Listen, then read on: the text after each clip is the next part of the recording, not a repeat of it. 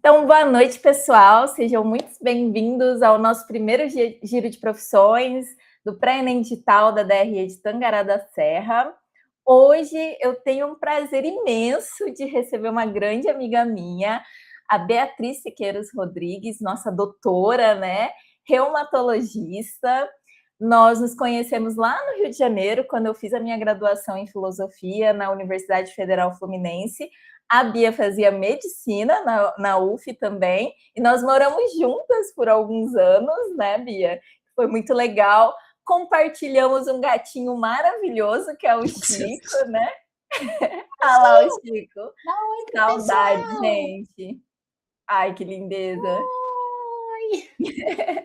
E hoje a Bia aceitou aqui o convite. Muito obrigada, Bia, para falar um pouquinho para vocês de como que foi essa trajetória, né? Afinal, a gente sabe aí que o curso de medicina é um dos cursos mais concorridos, quiçá o mais concorrido, né?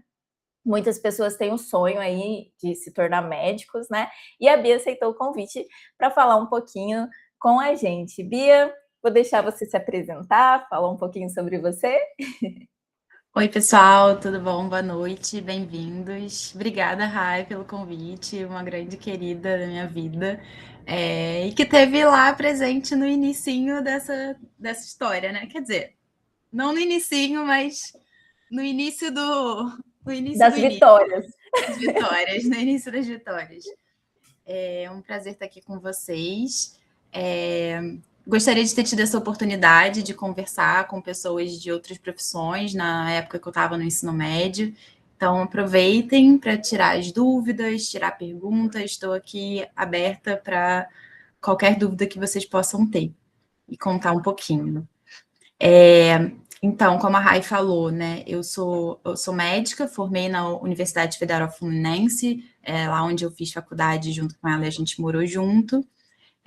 Fiz residência de clínica médica também no mesmo hospital, da mesma universidade, e acabei de terminar agora reumatologia num outro hospital, que é o Hospital Estadual do Rio de Janeiro, que também é público, e agora começando a carreira de especialista. Mais uma história que começou lá muito antes disso tudo, né? Lá no jardim de infância a gente começa essa história e é muito bom ver que tem professores como a Raíssa aí que estão incentivando vocês nessa jornada, porque acho que o principal é isso, incentivo dos professores desde lá da escola para que vocês confiem em vocês e sigam o caminho que vocês desejarem. Perfeito, perfeito.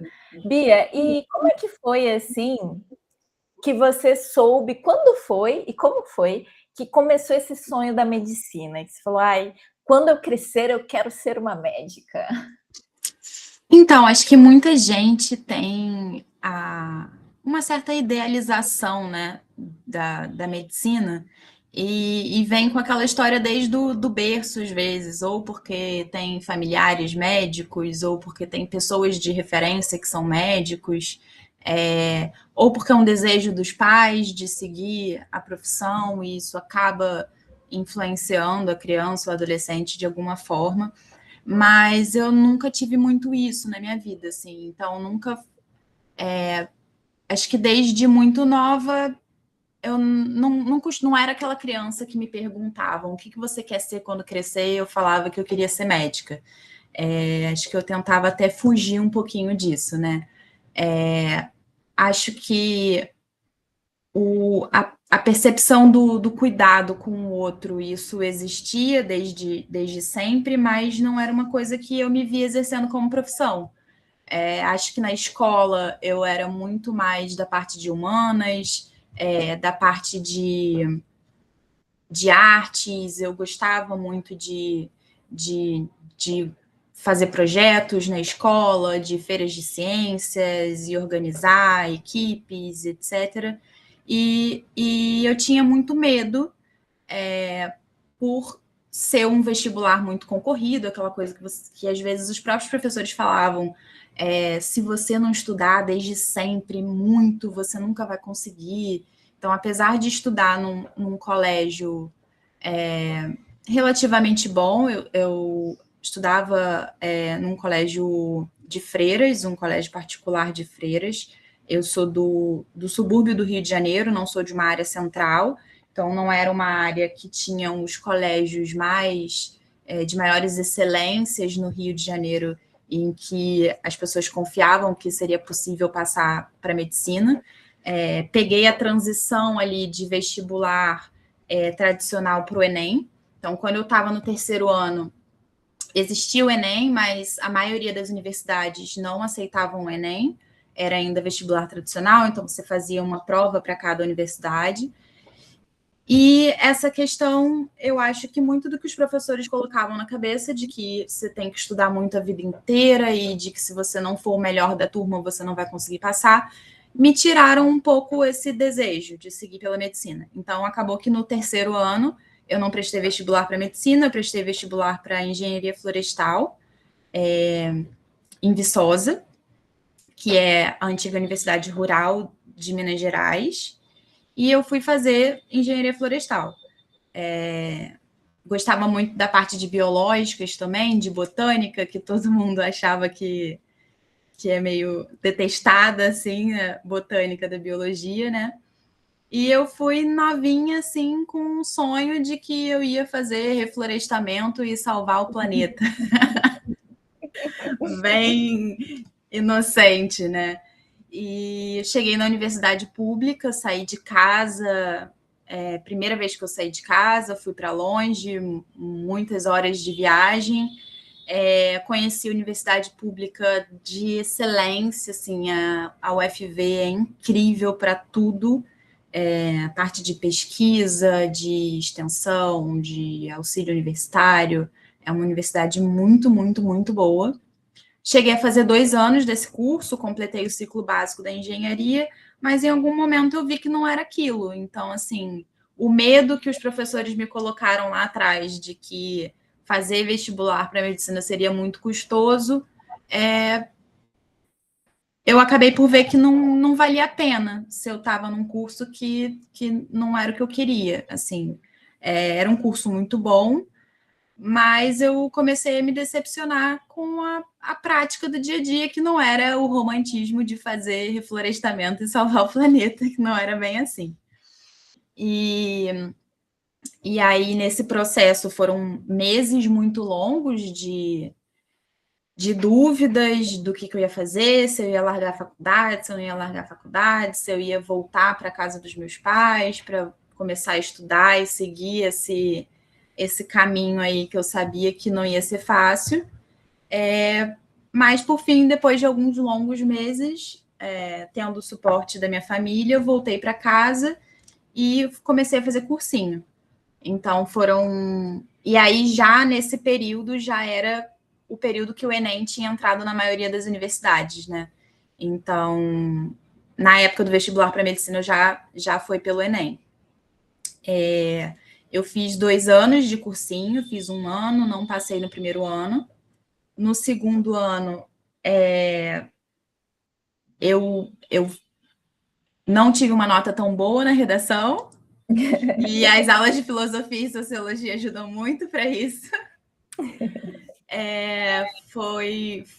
E é esse período de notas, né? De quando vai saindo as notas, de TPI do Enem. Eu não sei como funciona o Enem hoje em dia. Acho que algumas coisas devem ter mudado, mas a gente estava naquele período de transição também, da prova se renovando, sendo muito diferente dos vestibulares tradicionais. E o período é um período difícil, assim, né? De você lidar com as frustrações, de você lidar com a sensação de fracasso, às vezes, porque acontece mesmo, mas que não é um fracasso de verdade, que a gente está sempre crescendo, sempre que a gente estuda, a gente está crescendo, a gente está aumentando o nosso repertório de tudo, inclusive para aprender a lidar com as frustrações da vida mesmo, né? Então, foi 1 ano que é de cursinho que eu não passei de longe, assim, não passei. No segundo ano, eu foquei mais, estudei mais e fiquei naquele limbo, assim, de passa, não passa, e aquela tensão de para onde eu vou jogar a nota e jogando de um lado e do outro. Mas eu acabei fazendo um vestibular também, que era um dos poucos tradicionais que tinha para medicina, que era da Universidade do Espírito Santo, que uma amiga que eu fiz em Viçosa também tinha desistido da faculdade, foi para o Espírito Santo, me chamou, vem fazer a prova aqui. E aí eu fui fazer a prova lá. Não era uma prova que eu estava me preparando tanto, eu estava me preparando mais para o Enem. E eu acho que até pela tranquilidade de não ser o que eu estava me preparando, acabei passando para lá e não passando para o Rio de Janeiro. Então, mais uma vez, eu me mudei de estado para estudar. Fui estudar em Vitória, no Espírito Santo. E acabou que, pelo Enem, eu fui reclassificada para a UF, a Universidade Federal Fluminense, e voltei para casa, assim. Não para casa, porque era um pouco distante da minha família, mas fui morar com amigos, com a Rai, e aí começa a trajetória. Perfeito, Bia. Antes de você continuar, só vou fazer alguns comentários se você falou coisas muito legais, assim. Primeiro, você falou sobre a questão de professores colocarem medo. Eu acho que isso é um ponto que eu quero muito falar com vocês, porque eu sempre falo para os meus amores, né? Esses meus amores que estão aqui hoje são novos amores, eles estão me conhecendo hoje também, a maioria deles. E eu quero já falar para vocês, gente, que o sonho da universidade eu sonho junto com vocês e vocês são capazes de tudo, tá? Eu sou de Guarantã, uma cidade do interior aqui do Mato Grosso, bem distante de tudo também, assim como Sapezal, assim como Tangará e todas as cidades que a gente está conversando aqui com vocês. E através do Enem, eu passei na Universidade Federal Fluminense, que foi onde eu conheci a Bia, né? Então, o Enem, ele é uma oportunidade de nos levar a diversos lugares e fazer com que a gente realize sonhos. Né? Outra coisa que a Bia colocou, que eu acho muito importante, né? Que eu também peguei essa fase de que a gente tinha os vestibulares tradicionais, e hoje o Enem, ele centraliza muito, são raros os vestibulares das universidades, né? E isso é muito legal, porque a gente aqui no interior consegue fazer a prova na nossa cidade e depois no SISU consegue aplicar para qualquer lugar do país e até do mundo. A gente tem universidades fora do país que também aceitam a nota do Enem. Então, é muito legal que vocês se preparem, que vocês façam a prova, porque o Enem é um caminho de oportunidade para o nosso futuro, tá? E outra coisa muito legal é que a Bia falou que ela fez cursinho, né? E a gente aqui tem o privilégio de ter uma política pública tão maneira quanto para Enem Digital, que é uma forma que o estado do Mato Grosso tem de nos proporcionar esse cursinho. Então, vocês aqui comigo estão tendo um giro de profissões, a gente tem as aulas presenciais em Tangará, as oficinas de redação, também temos os nossos eventos online, além desses comigo, né? A gente tem a plataforma com aulas, tem o material para vocês estudarem e tem todo esse suporte, né? Inclusive, já quero deixar claro para vocês que qualquer dúvida, qualquer ajuda que vocês precisarem, vocês têm o meu contato lá no grupo, vocês podem me mandar mensagem que eu estou aqui para ajudar vocês. E agora vamos continuar, né, Bia? Passou ali, outra coisa importante, muito importante. Bia foi reclassificada, foi chamada, né? Na segunda, terceira chamada, né, Bia? Sexta chamada. Sexta chamada, gente. Medicina, sexta chamada. Eu sempre falo também para os meus alunos, né? Porque às vezes vai lá no SISU, não passou de primeira, já desiste, já abandona. Gente, aqui, ó, Bia, prova viva. Tem que ficar de olho todo dia lá, que tem chamada. E teve mais de 6, muito mais.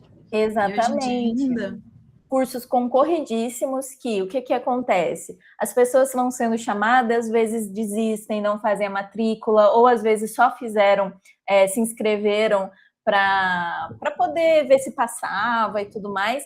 Então, assim, vão sobrando vagas e eles vão chamando. Então, a gente tem que ficar ali em cima, tem que ir observando para não perder de ser chamado. O sonho, ele não morre, gente. A gente tem que ir sempre atrás dele, né? Mas então, Bia, foi chamada ali na sexta chamada, vamos para Niterói, né, na UF, fizemos inscrição, lembro que a gente se conheceu num pensionato, né? Aham. Gente, já vai entrar aqui uma outra coisa que eu quero falar com vocês. Às vezes a gente que mora longe, né, no interior, pensa, cara, como é que eu vou lá para o Rio de Janeiro? Como que eu vou me sustentar? Como que eu vou morar em algum lugar? E cidades universitárias, a gente tem várias opções. Primeiro que as universidades têm as políticas públicas de permanência, algumas bolsas para auxiliar, tem a moradia estudantil, mas mesmo que você não consiga moradia estudantil, tem essas opções que são mais baratas, como os pensionatos. Ou repúblicas também, que são casas maiores, onde vários estudantes moram e você paga o aluguel pelo quarto. Geralmente é um valor bem reduzido. E depois que você está lá, você começa a fazer amizades, como foi o nosso caso, né? Nos encontramos, eu, mato-grossense, Bia carioca, Gabi mineira, e a gente se uniu ali para alugar um apartamento, né, Bia? E morar mais tranquilas, ter mais um conforto. E como que foi assim essa primeira fase? As caloradas, né? Conhecer os veteranos, se habituar ao curso, como foi, Bia? Ah, é tudo novidade, né? Tudo muito bom. Você tem, antigamente, né, tinha os trotes um pouco mais pesados, que era o momento que você começava a interagir com as pessoas. Hoje em dia, eu acho que já está bem expandido, pelo menos no Rio de Janeiro, assim, na minha experiência do Rio de Janeiro, do trote ser uma experiência mais para você conhecer as pessoas, para você trocar, para você se sentir acolhido, você em muitas universidades, na maioria, você de certa forma, adotado por um veterano que vai ser aquela pessoa que vai te orientar e vai te dar todas as dicas do que fazer, do que não fazer, de por onde estudar. Qual professor é carrasco? Qual professor é carrasco, o que você tem que fazer para cada prova, tudo isso.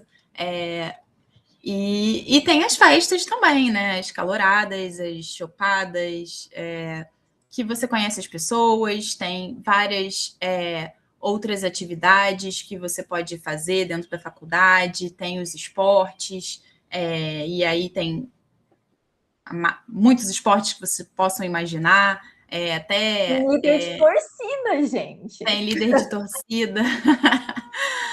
Começou na minha época, mais ou menos, assim, isso de líder de torcida. Tem bateria, eu era da bateria, tocava surdo. Tem atletismo, a Gabi, nossa colega de casa, era do atletismo, outros amigos do basquete, do handball, do futsal. E aí tem os eventos os eventos esportivos de competição entre as universidades, que são ambientes em que tem muita festa também, mas tem muita torcida também, tem muito esporte, é um incentivo para atividades extracurriculares também, e existe esse incentivo para atividades extracurriculares que são exercidos pelo diretório acadêmico, que cada universidade tem o seu diretório acadêmico, que é o movimento estudantil, que ajuda os estudantes de diversas formas, seja em questões de permanência na universidade, questões contra assédio, contra professores, questões políticas dentro da universidade e também para essas atividades extracurriculares, né? O senso de comunidade muito forte, né, Bia? Eu lembro que era uma coisa que eu admirava muito de vocês na medicina, porque filosofia,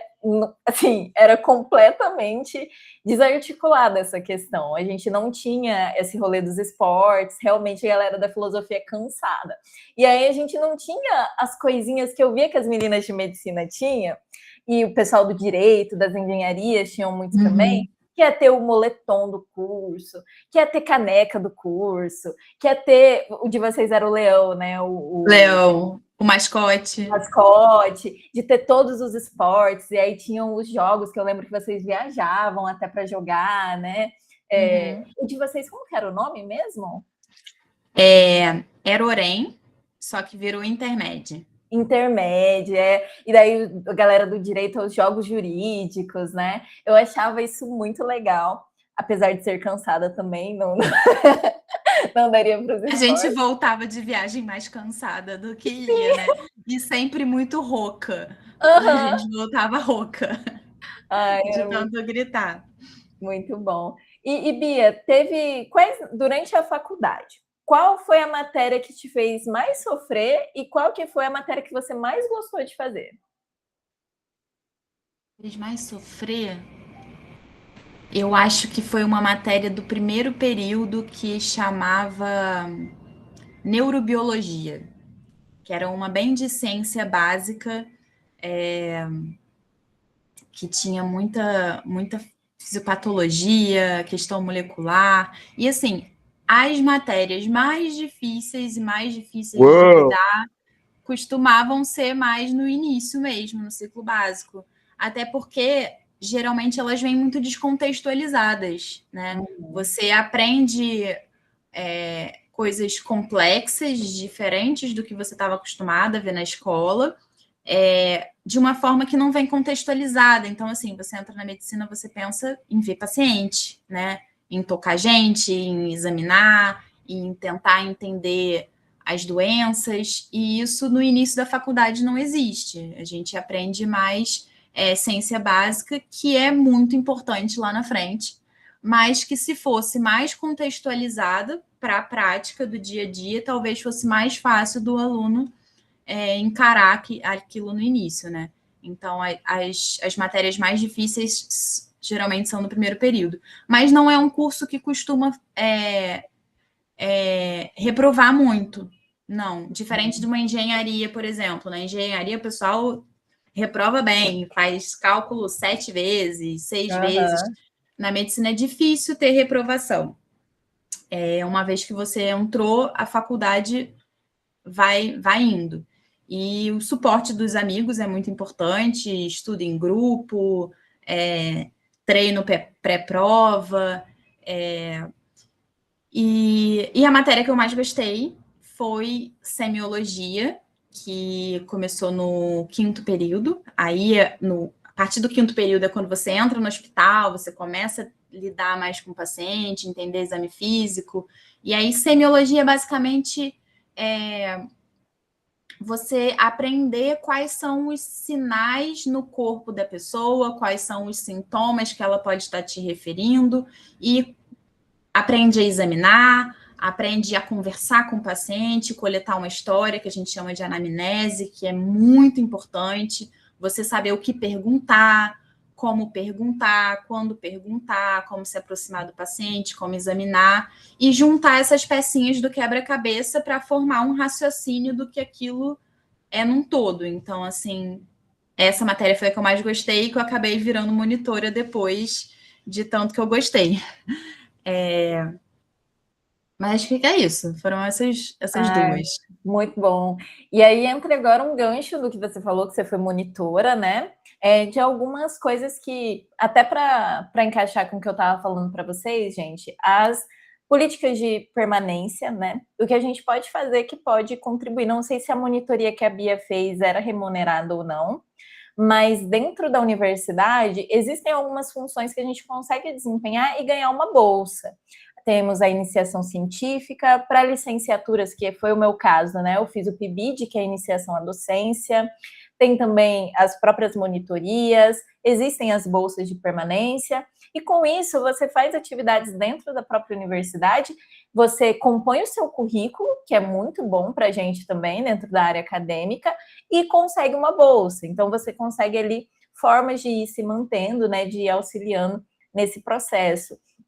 E Bia, para você, quais foram os ganhos que você teve com a monitoria? Para além de questões financeiras, assim, né, no seu ganho como crescimento profissional. No meu caso, não era uma monitoria com bolsa, mas tinha vários que tinham bolsa. Isso era por questão de classificação. Para mim, eu acho que ajudou a solidificar uma matéria que era muito importante, mas também aprender a ensinar, aprender a transmitir a ideia, a ter mais segurança com aquilo, conversar com os meus colegas mais novos e transmitir aquilo que eu aprendi, aquilo da minha percepção sobre sobre as questões, poder tranquilizar eles também do processo, de como seria dali para frente, porque na monitoria você geralmente dá a monitoria de uma determinada matéria para os alunos que estão em períodos inferiores cursando aquela matéria que você já passou e que você já teve a experiência, né?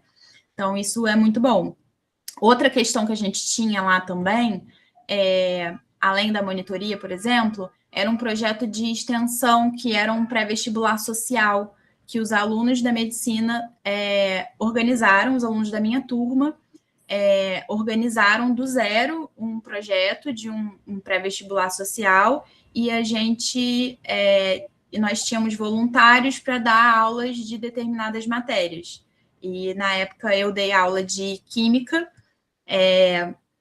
para pessoas que não tinham condições de pagar cursinhos, e foi uma experiência muito interessante, de troca muito importante para a gente, para eles também, e que eles aproveitaram muito, e tivemos algumas aprovações, tivemos alunos que viraram colegas dentro da faculdade,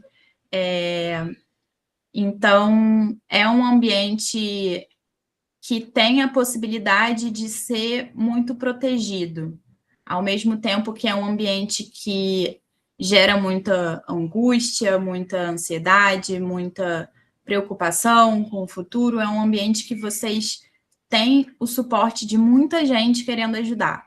Muitos professores que estão envolvidos com o diretório acadêmico, esses diretórios, que são esses conjuntos de alunos que levam a voz dos alunos para os professores e para frente, e muitas mudanças têm acontecido ao longo dos últimos anos. Assim, tem 11 anos que eu entrei na faculdade, e eu acompanhei essa transição, assim, do vestibular tradicional para o vestibular do Enem, inclusive com as ações afirmativas que foram possíveis para levar diversidade para dentro de cursos que tradicionalmente eram muito elitistas.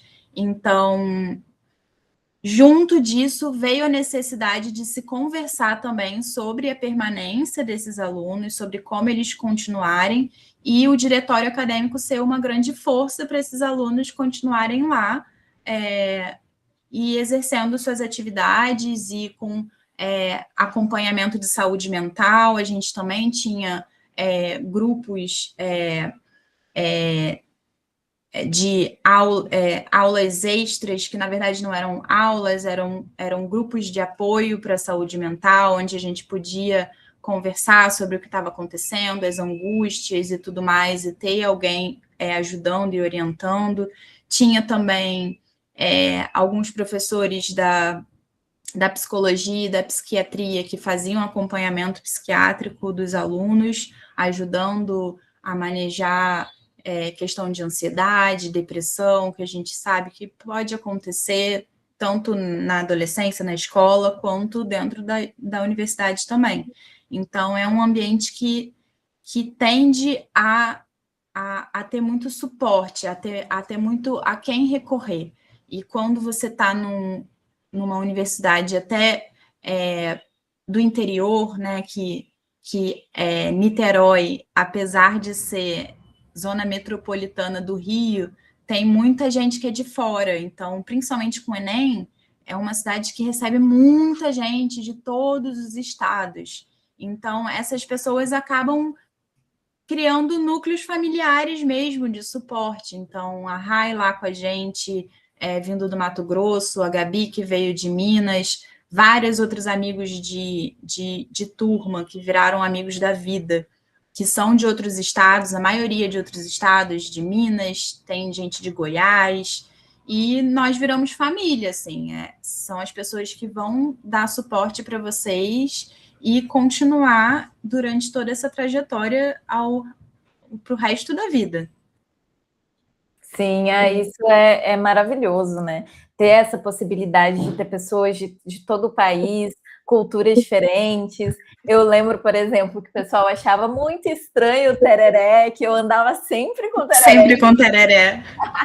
Para cima e para baixo. E lá no Rio, gente, eles não conhecem. Assim, é uma tragédia. Então, eu fazia minha missão de vida de espalhar a palavra do tereré para todo mundo.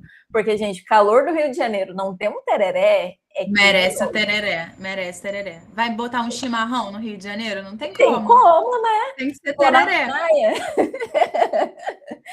Então, e Bia, você falou ali, né, que depois do quinto período vocês começaram a ir para o hospital, né? E aí eu queria te perguntar um pouquinho de como foi esse momento, assim, dos estágios, dessa parte mais ativa, né? Como que foi essa vivência? Foi muito Grey's Anatomy?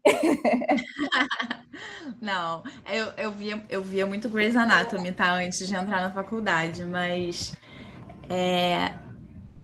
é um momento muito empolgante, né? Porque você começa a ver aquilo do que é o dia a dia da medicina, mas é desafiador também porque você começa a lidar com a dor das pessoas, né? Você sai dos livros e começa a conversar com as pessoas e tentar se comunicar e aprender a lidar com a dor dos outros. E eu lembro que teve uma matéria que eu tive, que era psicologia médica, que a gente tinha que ir na enfermaria do hospital. A enfermaria não era um lugar que a gente costumava frequentar muito, assim, as aulas eram num prédio anexo ao hospital, mas nesse período ainda a gente não frequentava tanto a enfermaria. Então a gente chegou meio acanhado assim na enfermaria e olhava para alguém para ver se tinha algum paciente com alguma cara um pouco melhor, assim, mais disposto para que a gente pudesse conversar. E a gente tinha que, como eu falei, existe um termo na medicina que chama anamnese, né? Que é que você coletar uma história. E isso inclui tudo da história da pessoa, assim, tanto a história da doença que levou ela até lá, qual que foi a queixa principal dela, até a questão social, questão psicológica, tudo mais. Só que nessa matéria especificamente, que era psicologia médica, que a gente aprendia a lidar com as questões dos pacientes e conversar, a gente recebeu um trabalho de ir coletar uma história com um paciente da enfermaria e trazer qual que foi a nossa impressão, qual que foi a percepção da pessoa sobre a doença, como ela estava lidando com aquilo.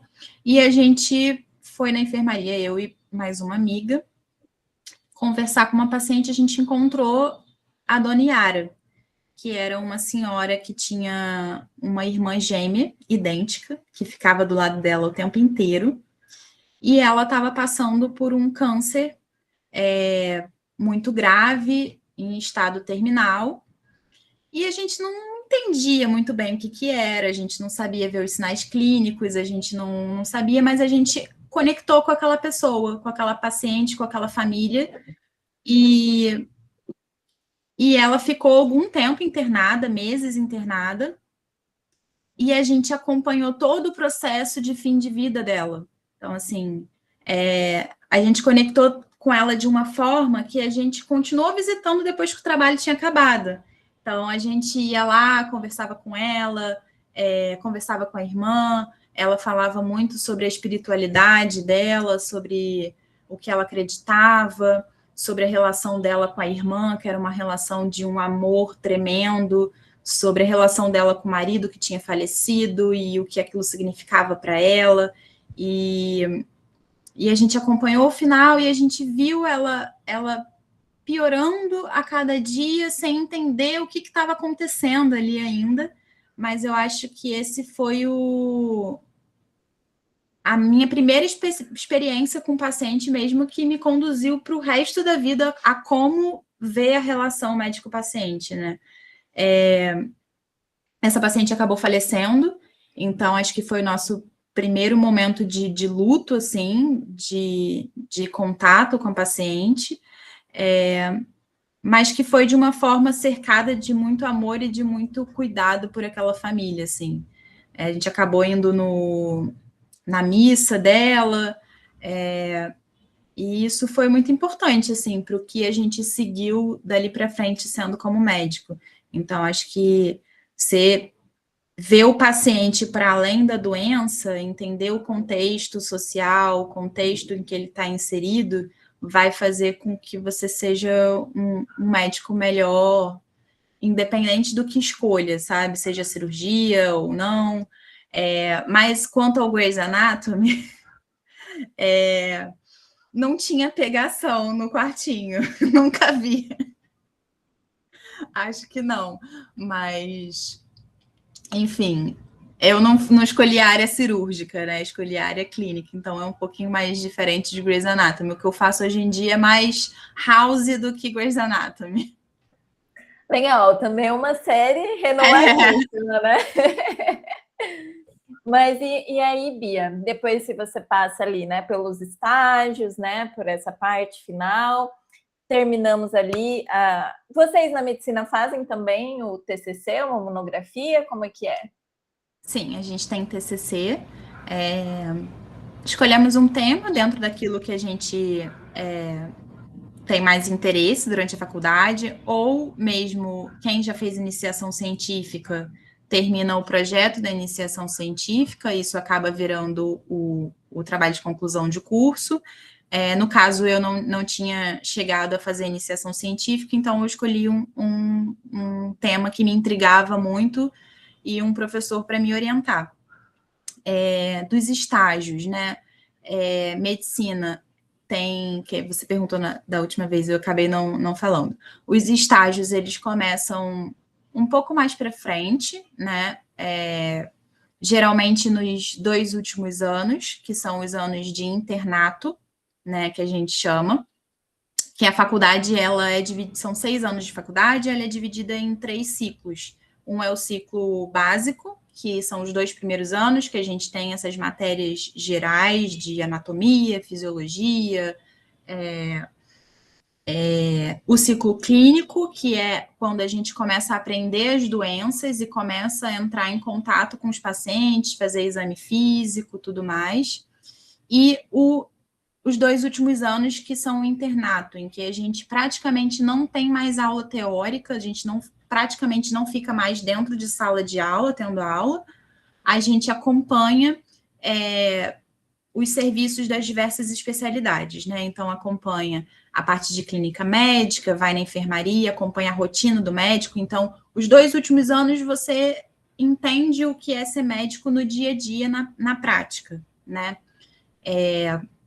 Você não responde pelas coisas, né? Você não tem carimbo, você não vai prescrever, mas você vai estar junto com o médico que está ali acompanhando, com os residentes, que são os médicos formados que estão na especialização, e você vai fazer basicamente tudo que eles fazem também. E, além disso, tem os estágios fora da faculdade, que geralmente são processos seletivos, via concurso, ou via edital que você envia, enfim, seu currículo, seus interesses e tudo mais. No Rio de Janeiro, especificamente, a gente tem, pela Prefeitura do Rio de Janeiro, edital que a gente chama de SUSEME, que é de estágio e é um estágio remunerado, que você faz durante 1 ano. E aí tem 3 modalidades diferentes. Você pode ficar em medicina de família, que aí você acompanha a unidade básica, né, das clínicas de família daqui do Rio de Janeiro, e aí é 1 vez por semana. E você geralmente tem um dia livre nesses 2 últimos anos do internato, que é o dia que geralmente a gente faz os estágios fora, mas que não são obrigatórios para formar. Então, aqui no Rio de Janeiro tem a SUSEME, que tem atenção básica, tem medicina de emergência e tem unidade intensiva. Então, você faz esse concurso e você, dependendo da sua classificação, você vai para esse estágio que também é remunerado e que ajuda no final do mês, e é uma experiência muito importante, assim, de aprendizado. Para esses estágios, eu cheguei a fazer o de terapia intensiva e o de atenção básica, que é de medicina de família, que foi muito importante, assim, para minha formação. Show, Bia. E aí, só uma curiosidade. Qual foi o tema da sua monografia? Fibromialgia. Fibromialgia, que legal. Nossa, é um tema que contemporaneamente tem sido muito importante, né? Exatamente. E que acabou sendo uma das patologias que a gente trata na especialidade que eu escolhi, né? Uhum. Futuramente. Isso acabou me marcando ao longo da graduação. Sim, aí você, beleza, formou, pegou o diploma, e agora? Qual foi a sua trajetória a partir daí? Quando você chega na faculdade, tem muita gente que já tem uma certa experiência com a área médica, né? Que não foi meu caso. Então, você chega na faculdade, às vezes, muito empolgado, tô tipo, realizei meu sonho, tô aqui. E aí tem umas pessoas que já vêm te perguntando, mas o que você quer fazer de especialidade? Gente, peraí, calma, primeiro período, vamos ver aqui. E aí acaba sendo uma cobrança constante do que você, de qual que vai ser o próximo passo, e qual que vai ser o próximo passo, e qual que vai ser o próximo passo. E a residência médica é uma questão que no início eu via muito como uma pressão, eu ficava muito assustada, tipo, calma, acabei de chegar na faculdade, já estão pensando na prova de residência? Que isso? Não! Mas hoje em dia, acho que principalmente numa era em que a gente tem algumas faculdades de baixa qualidade que não passam por certas questões de, de fiscalização, de como está acontecendo o processo. Teve uma abertura muito grande de universidades particulares de baixa qualidade, em que muitas vezes a pessoa paga e vai seguindo. Então, a gente tem médicos formados hoje em dia que não têm uma qualidade muito boa, né? Porque você não sai pronto da faculdade. E aí, essa é a questão. Existem mil inseguranças quando você sai da faculdade e você não sai pronto. Esses 2 últimos anos, apesar de serem anos intensivos em que você está em contato com o médico no dia a dia e com a atuação dele, nada disso te prepara para a realidade do que vai vir daí por diante quando você é responsável por cuidar de alguém, né? Que é filho de alguém, que é pai de alguém, que tem toda uma história ali por trás. Então, a residência médica, que é a especialização que vem depois da faculdade, acaba sendo um grande intensivo de você aprender a ser médico mesmo na vida real. Então, é muito importante, apesar de ser um caminho mais árduo, de ter mais prova para fazer e tudo mais, é muito importante pensar na possibilidade de fazer uma residência médica para você sair mais preparado, né? Para lidar com o dia a dia. E a residência médica tem bolsa de residência, né? O médico ele recebe para estar atuando e estar aprendendo junto com outros médicos e outras equipes, geralmente em hospitais universitários. Então, quando eu saí da faculdade, eu saí muito insegura, não tinha passado na prova de residência, que é uma grande pressão ali nos últimos anos. Eu não consegui lidar tão bem com a pressão nos últimos anos, não estudei tanto quanto deveria para a prova, e acaba sendo outro vestibular, né? E voltei para perto dos meus pais, no subúrbio do Rio, e lá eu fui chamada para trabalhar num hospital privado, que foi justamente na época do Covid, no segundo ano do Covid, né? Então, eu trabalhei 1 ano lá como plantonista, trabalhava 2 dias na semana como plantonista, em uma unidade de terapia intensiva de Covid.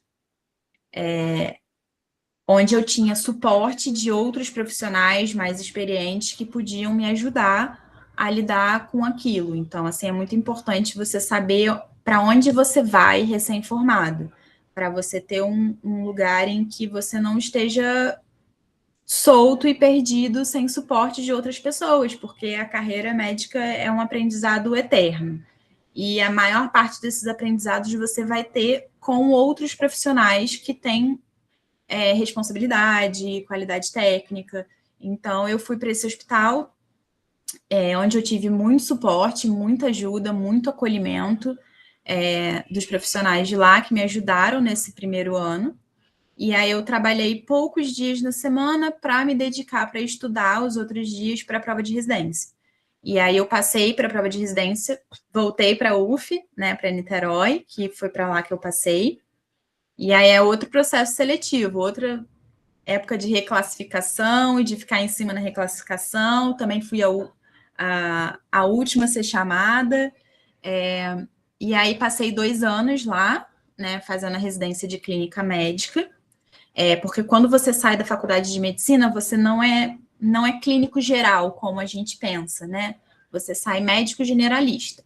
O médico generalista, ele pode fazer qualquer coisa.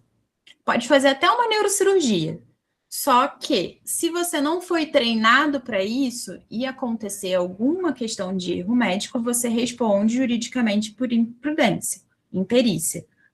Então, a residência médica é um momento que você vai ser treinado para atuar naquelas determinadas áreas. E a clínica médica é aquilo que a gente pensa assim, não é cirurgia, não é pediatria, não é ginecologia obstetrícia, não é psiquiatria, é aquilo que tenta entender as doenças no gerais, clínicas, geralmente de consultório, né, que não passa pelo ambiente cirúrgico. E muitas das especialidades que a gente conhece, elas não entram diretamente na residência daquilo. Então, cardiologia, que é muito famoso, né? Para fazer cardiologia, você tem que passar antes pela clínica médica. Então, você faz 2 anos de clínica médica, depois faz outra prova de residência, para depois ir para cardiologia. Então, no meu caso, eu fiz uma prova de residência, fiz clínica médica, fiz 2 anos de clínica médica, no final desses 2 anos, fiz outra prova que era para reumatologia, que é a minha especialidade. E aí, nessa prova, passei, fui classificada, e aí fui para outra universidade, que é o UERJ, e lá fiz mais 2 anos dessa especialização em reumatologia. Então, esses 4 anos, eu recebi uma bolsa, que é uma bolsa paga pelo MEC,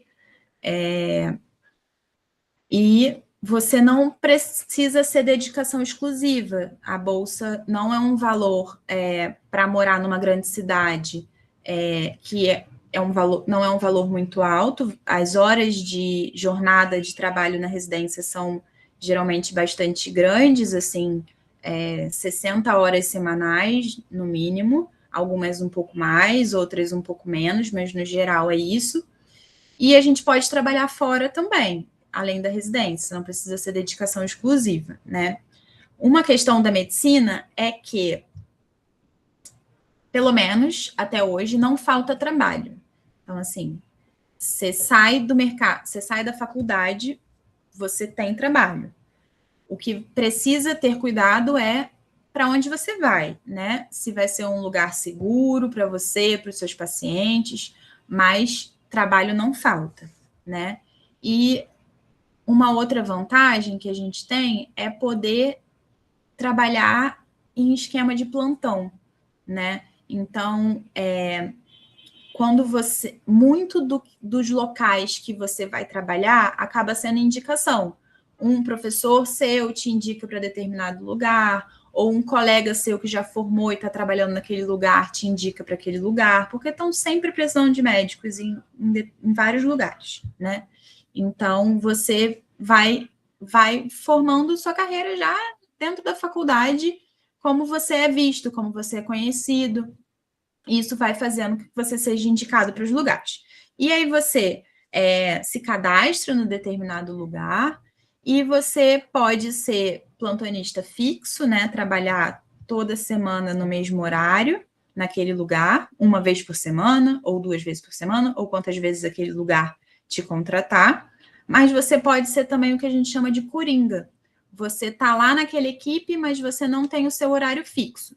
Se algum colega, por algum motivo, precisa faltar, ele pede para você fazer no lugar dele. E aí você recebe no lugar dele. Então, o que às vezes acontece ao longo da residência é que a gente trabalha a jornada da residência e, além da jornada da residência, a gente faz esses plantões extras para complementar a renda mensal, né? E é meio que isso, o dia a dia. Perfeito, Bia.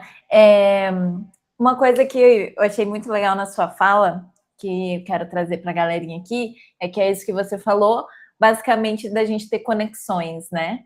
A gente conversar. Eu sempre falo, gente, não dá para ter vergonha na cara. Tem que conversar com as pessoas, tem que falar das suas habilidades, fazer, não é amizade, mas conexão com os professores, sabe? Mostrar que você está interessado naquela área. Professor, a gente ama aluno que se interessa, é uma professora falando, tá? Então, assim, você sabe que aquele aluno está interessado, surgiu uma bolsa, ele te indica, surgiu uma oportunidade de estágio, ele te indica, conversar com as pessoas mesmo. Essa conexão com as pessoas contribui muito. E eu percebo que quanto mais a gente está preso aqui, ó, no digital, mais as pessoas perdem isso de conversar quando tá com as pessoas no ao vivo, no presencial, assim. Então, aproveitar e ter essas relações, conversar com as pessoas para ter mais oportunidades, sabe? Então, isso é muito importante, não só na medicina, mas em todas as áreas, né? Na engenharia, na própria filosofia, né? Eu percebia muito isso também, eu sempre fui sem vergonha, então sempre estava ali em contato com os professores para conseguir essas coisas, e foi sempre muito legal, assim, eu pude fazer o PIBID, que foi incrível para minha formação. Eu acho que eu sou a professora que eu sou hoje por conta disso, né, dessa experiência que eu tive na universidade, porque somente o estágio não traz a vivência que uma iniciação à docência, por exemplo, traz, né, então isso é fundamental, né. Gente, nós estamos chegando ao fim, então eu quero saber de vocês, se alguém aqui tem uma pergunta para a Bia, uma curiosidade. Perguntas, por favor, qualquer coisa. Eu não sei se ficou muito claro como é que é o caminho, como é que é o dia a dia. Falem com a gente, por favor. Vocês estão muito tímidos. Bora, bora, bora. Vocês podem falar no chat, podem falar no microfone. Júlia, arrasaram. Saudades, Júlia. Obrigada por vir. Júlia é minha aluna lá de Guarantã, Bia. Ah, fiéis. Uma fofa. Agora está no terceirão. Foi minha aluna no primeiro e no segundo. Gente, e aí? Vamos lá? Elton parabenizou pela iniciativa. Sucesso. Obrigado, Elton, por participar. Boa noite. Antonelli perguntou qual área da medicina. Acho que ela entrou um pouquinho depois. Eu formei agora em reumatologia. Que acho que muita gente não sabe o que é. Eu ia te falar para você explicar um pouquinho o que é reumatologia. Então, a reumatologia é uma área que lida com as doenças musculoesqueléticas, né? São as doenças musculares e do esqueleto, mas não é exatamente um ortopedista. Então, a gente acompanha as partes como, por exemplo, uma tendinite, uma bursite, uma dor nas costas. Só que esse não é o foco principal da nossa especialização. A nossa especialização, o foco principal são as doenças autoimunes, que atingem o corpo todo, né? Não sei se vocês já viram House, por isso que eu falei de House. Vocês já ouviram falar de lúpus? Lúpus é a principal doença da reumatologia. São doenças em que a imunidade a sua própria imunidade, ao invés de atacar o que é de fora, atacar um vírus, uma bactéria para te defender, passa a atacar seu próprio corpo. E o que isso tem a ver com as doenças musculoesqueléticas, né? Por que o reumatologista faz as duas coisas? Porque muitas dessas doenças autoimunes, principalmente as autoimunes sistêmicas, elas atingem as articulações, causando inflamação das articulações. Então, o lúpus, além de ter diversos sinais clínicos e alterações, também pode causar artrite, que é inflamação na junta. Então, por isso que o reumatologista também vê os outros tipos de artrite. Ou artrite reumatoide, que também causa inflamação nas juntas. Fibromialgia não é uma doença autoimune, não é uma doença em que a imunidade ataca o próprio corpo, mas é uma doença que causa dor crônica, então o reumatologista também acompanha. Osteoporose, que é quando o osso está mais fraco, com mais risco de fratura, uma doença óssea que o reumatologista também acompanha, mas não é uma especialidade muito conhecida. Perfeito, Bia. Eu acho que eu preciso marcar uma consulta contigo, porque sabe que clássico de professor, né? O ombro aqui já tá assim, dor nas costas. Ai, meu Deus, precisamos marcar. Leonardo colocou aqui, doutora, qual dica você poderia dar para quem está no terceirão e sonha em fazer medicina? Acredita que você pode. Eu acho que esse é o principal. Não deixa que o que as outras pessoas falem, que seja muito difícil, faça você não acreditar que você não consegue. É preciso estudar muito? É preciso estudar muito. E isso me assustava muito quando falavam isso. É preciso estudar para o resto da vida. Medicina você tem que estudar para o resto da vida, você tem que gostar muito de estudar. Só que assim, na escola, você não gostar tudo, né? Eu não gostava de estudar matemática, mas é um processo que você tem que passar. Então, assim, se você quiser mesmo, acredita em você e estuda. E pensa que as coisas que você não gosta de estudar são transitórias, elas vão passar. Então, você não vai ter que saber matemática para o resto da vida, você não vai ter que saber física para o resto da vida. Várias coisas você vai esquecer. Eu não lembro mais como é que é Bhaskara. Mas eu precisei passar por isso. Então, assim, hoje eu preciso continuar estudando e eu vou precisar continuar estudando para o resto da vida. Mas hoje eu estudo o que eu gosto mais, né? Que foi a especialidade que eu escolhi. Então, quando você vê o problema na sua frente, né? Aquele paciente que te traz uma questão, você fica com vontade de querer estudar aquilo para fazer o seu melhor. Então, aquela é a sua área. Então, não fica com medo disso de tem que estudar muito para o resto da vida, porque você vai focar numa determinada área. Mas não desiste pelo que as pessoas falam, sabe? Porque o medo é o principal entrave, assim. Então, acredite em você, confie e realmente vai precisar estudar muito. Vai precisar.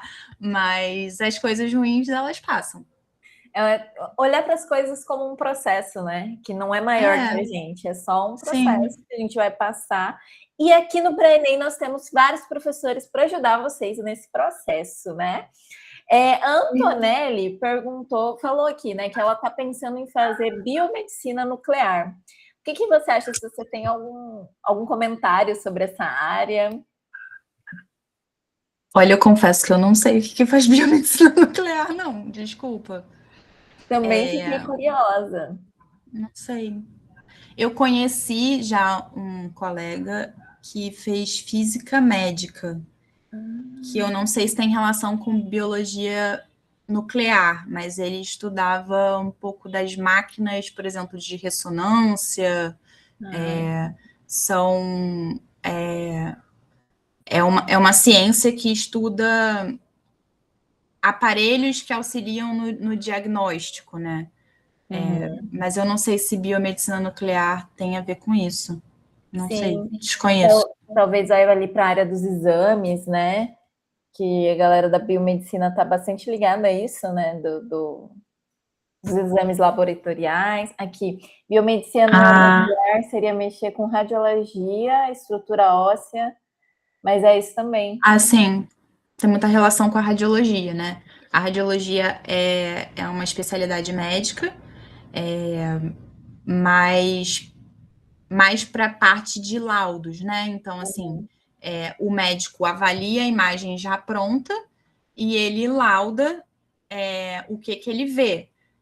Provavelmente a medicina nuclear tem mais relação com a execução do exame do que com a interpretação do exame. Né? Provavelmente, real. A Ana perguntou como que foi a sua adaptação com os pacientes, né? Você comentou daquele caso ali no início com a psicologia médica, né? Mas como que foi esse pós, né? Depois desse caso em específico? Olha, cada dia é um dia diferente, cada pessoa é uma pessoa diferente, né? Então, assim como lidar com os amigos, com a família, é lidar com gente, né? Não são todas as especialidades médicas que lidam diretamente no contato físico com a pessoa, no contato pessoal, na conversa, né? A radiologia, por exemplo, não tem tanto contato com o paciente, a patologia, que é que são os médicos que veem biópsia, né? Tecidos, também não tem tanto contato com o paciente, mas sempre lembrando que o seu trabalho vai impactar diretamente na vida de alguém, né? Se um radiologista lauda um exame errado, isso vai impactar na vida de alguém, mas não precisa ter essa noção do contato direto. E aí, como que foi? O aprendizado é eterno, né? Porque só a experiência mesmo do contato humano que vai fazer você aprender a lidar com aquilo. E tem momentos que você se afeta mais, tem momentos que você sofre mais, tem momentos que você sofre menos. São as bandejinhas lá sendo equilibradas no dia a dia para você não ser frio demais, mas também para você não se envolver tanto a ponto daquilo te paralisar, né? Mas isso é um aprendizado que vem na prática mesmo, no dia a dia. Se eu te falar que hoje em dia eu não choro com alguns pacientes, é mentira, porque tem paciente que às vezes eu choro junto. E tem outros que não, e tem questões que são difíceis de lidar numa consulta, quando o paciente é muito reativo, quando às vezes ele é mal educado, truculento. É uma profissão que lida muito com contato com o público. E isso, às vezes, pode ser muito desgastante.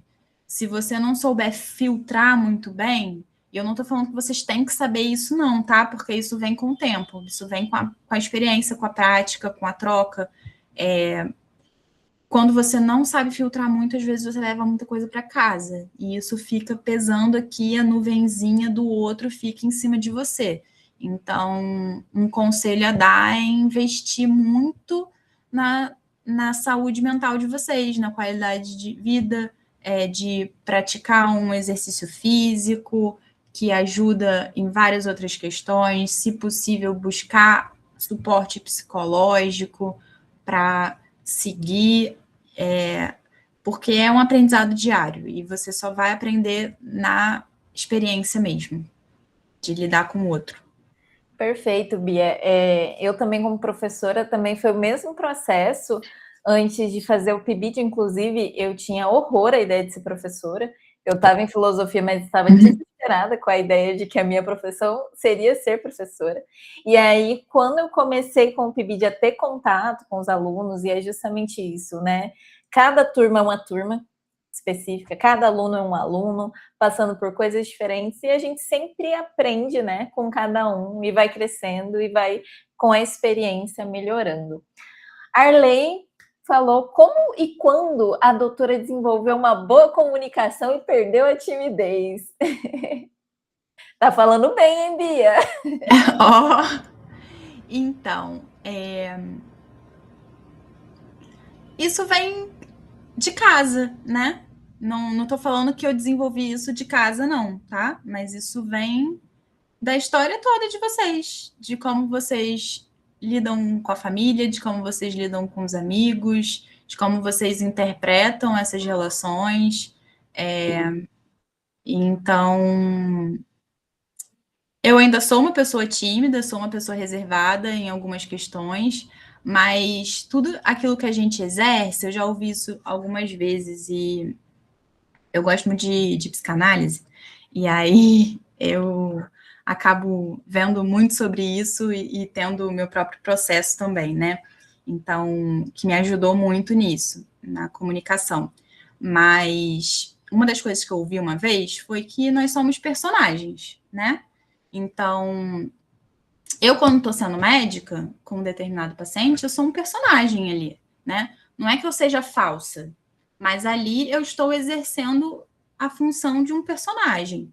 Então, com determinados pacientes eu tenho uma determinada forma de lidar, com outros eu tenho uma outra forma de lidar, e a minha vida pessoal é diferente disso, e isso é quem vocês são. E cada um vai descobrir seu jeito, assim, não tem jeito certo, não tem coach para ensinar a como se comunicar, é sentir o outro e ver até onde você consegue. E às vezes vai dar errado. Assim, já teve momentos que eu tive que dar determinadas notícias que eu achei que eu estava abafando lá na minha comunicação de notícias difíceis. E eu fiz uma grande burrada e levei isso para casa e fiquei remoendo, tipo, o que eu fiz de errado, o que eu falei, o que não. E às vezes você vê que não era o momento certo, a pessoa não estava preparada naquele momento. E isso é experiência. Assim, não tem. Isso é uma coisa que não é o livro que vai ensinar, não. Isso é uma coisa que é o contato e errar de novo, e errar de novo, e errar de novo, e aí você vai aprendendo com o tempo a lidar com isso. Sim, inclusive tem um filósofo que logo nós estudaremos juntos, que é Aristóteles, que inclusive era muito próximo da medicina também, e ele dizia que a excelência a gente alcança através da prática, a gente vai praticando absolutamente tudo. Assim como quando a gente quer aprender a tocar violão, você tem que pegar e tocar um pouquinho todo dia para ir se aperfeiçoando. Se a gente quer se comunicar melhor, né, aprender, a gente tem que se expor, a gente tem que se colocar em situações onde a gente vai falar, né? Aproveitar aquele trabalho que você tem que apresentar na escola. Então, não, hoje eu vou parar para me dedicar a isso, né? Se colocar naquela posição e ir trabalhando a sua comunicação, né? Ir praticando, que isso vai aperfeiçoando, né? A experiência. Carlos Henrique perguntou, doutora, o que a senhora mais gosta na sua profissão? Eita, pergunta difícil. O que eu mais gosto? Eu acho que é justamente trabalhar essa percepção de como agir com cada um e receber de volta um retorno positivo. Assim, quando eu vejo que o paciente ficou satisfeito com o atendimento, isso é muito gratificante para mim, assim. E principalmente que ele ficou satisfeito melhorando, né? Porque a minha especialidade é uma especialidade que lida com doenças crônicas, então raríssimas vezes na minha especialidade eu vou curar alguém. Eu não vou curar a pessoa. Eu vou acompanhar ela. E eu acho que o acompanhamento é muito legal. É muito legal de você ver como é que aquela pessoa chegou, como que você desenvolveu a sua relação com ela e como que ela ficou no final, sabe? Não são doenças curáveis, mas são doenças tratáveis. Então, você consegue tirar uma pessoa de uma doença que está causando disfuncionalidade, assim, ela não consegue fazer nada da vida porque tá com a mão toda inflamada e no final você desenvolve lá a conexão e você escolhe um tratamento junto com ela e vai lá e funciona, e você vê que aquela pessoa melhorou de vida, sabe? Um dos dias mais legais da minha residência foi de uma paciente que eu acompanhei algumas vezes e estava na última consulta que eu teria com ela, porque a residência ia acabar. E aí o nosso chefe, o professor-chefe, chegou, porque a gente sempre, depois da consulta, passava o caso para o chefe, né? E aí ele chegou e aí ela falou toda emocionada assim para ele que ela lembrava de uma consulta, da primeira consulta que eu tive com ela, que eu incentivei ela a voltar a estudar e começar a trabalhar fora. E que aquilo mudou a vida dela completamente. Então, assim, eu não lembrava disso, não tinha a menor ideia que eu tinha falado isso. E ela, 2 anos depois, vem me falar isso chorando, que uma coisa que eu falei mudou a vida dela para sempre de uma forma muito positiva, sabe? Então, isso é muito legal. Maravilhoso, Bia. Isso é o que mais vale para a gente, né? Não tem preço. O Arley colocou aqui, para a doutora, a jornada de estudos deve ser equilibrada ou algo intenso, como 8 horas por dia? Vejo muito isso na internet, em falas de professores e influenciadores, e chego a ficar assustado.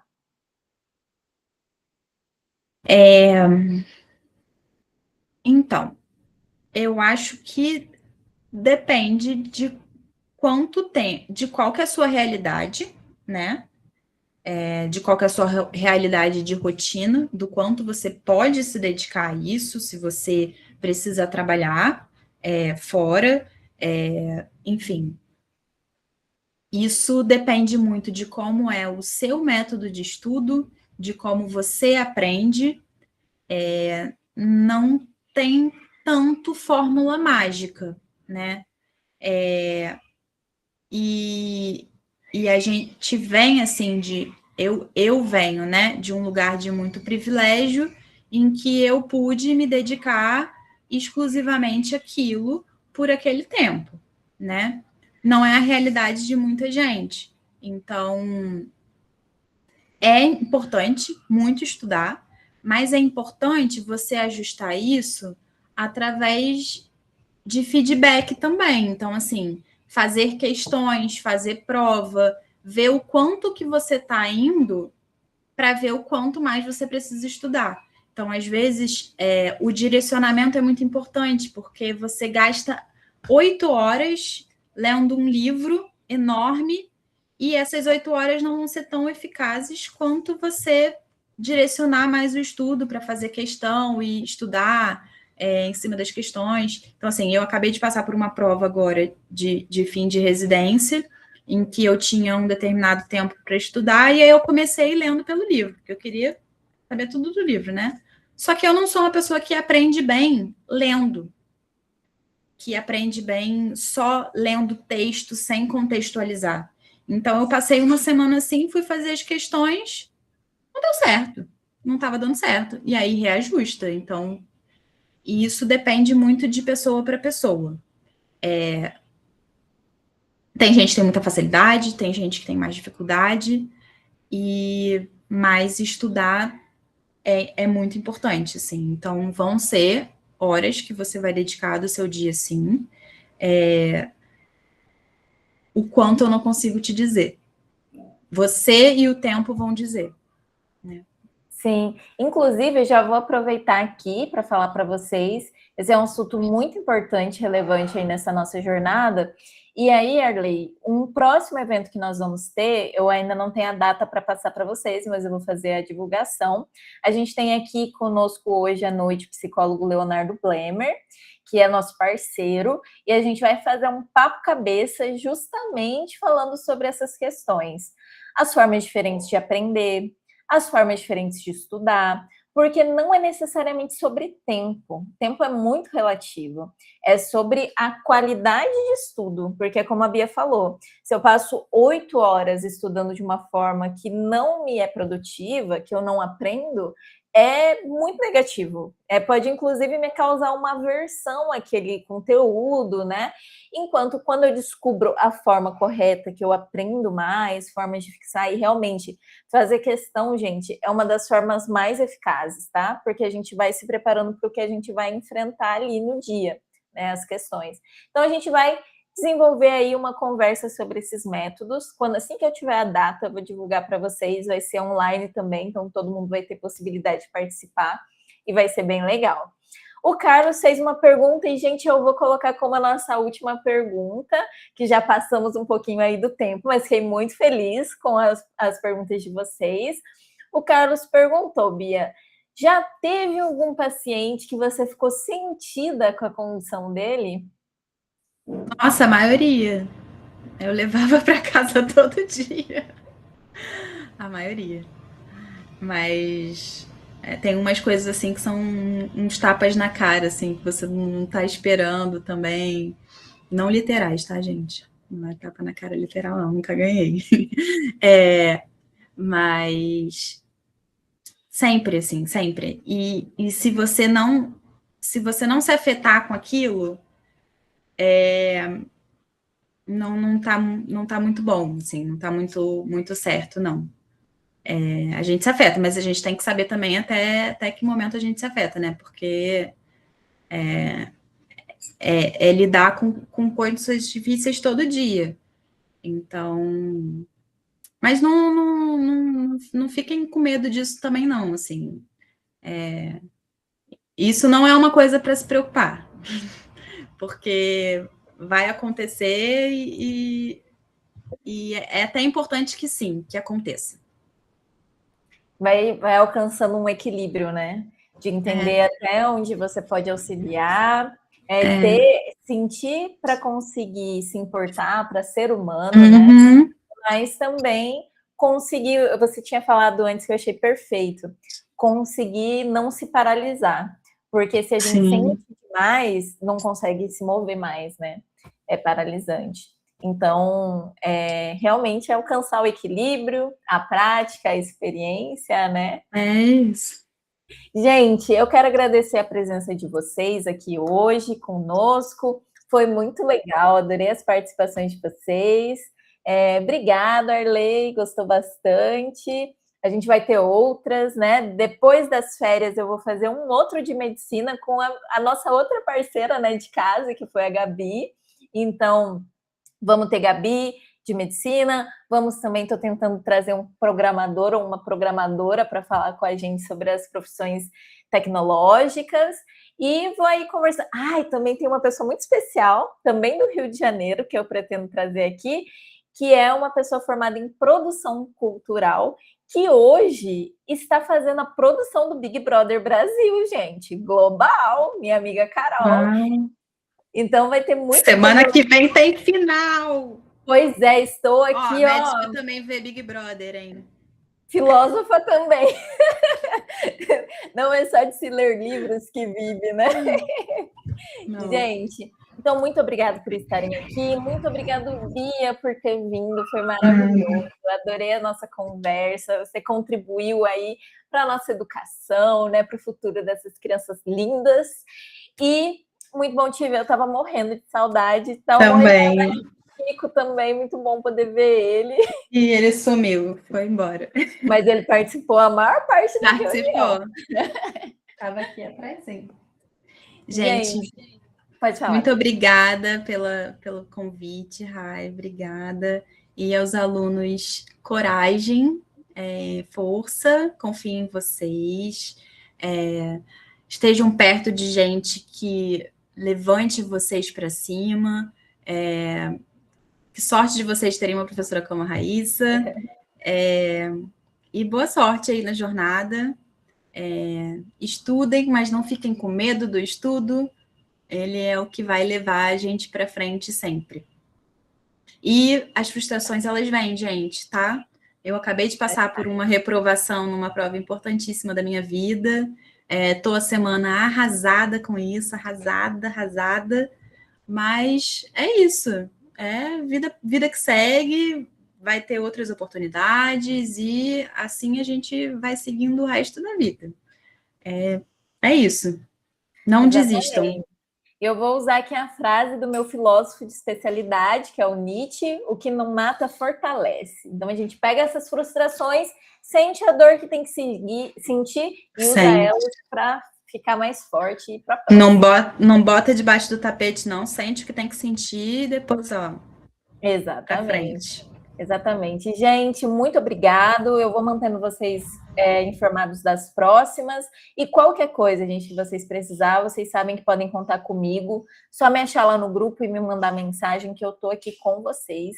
E novamente, obrigado por tudo. Bia, arrasou. Amei. Tchau, gente.